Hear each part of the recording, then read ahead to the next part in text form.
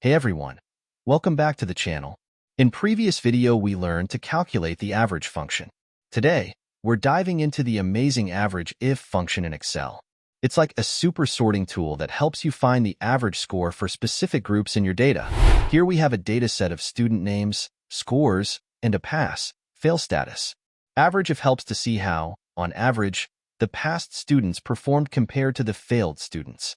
In previous video, we calculate the average score of a student, which is 61.6. Now let's find the average score of students who passed. Here's the magic formula. Type equal to average, if, bracket open. Select the range of cell containing the status comma.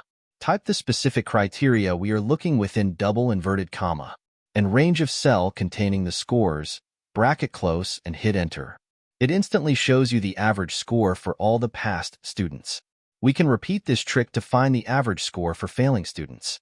Just change the criteria in the formula to fail.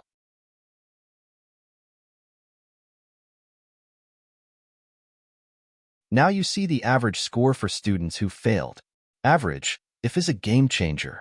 You can use it to compare sales performance by region, analyze customer satisfaction by demographics, or track project completion times by status. By using AVERAGEIF, you can quickly analyze specific groups within your data and gain valuable insights. It's a fantastic tool for understanding trends and patterns. Don't forget to play around with AVERAGEIF on your own data sets. Thanks for watching. Remember to like, share, and subscribe to the channel for more Excel tutorials to become an Excel whiz. Until next time, happy excelling.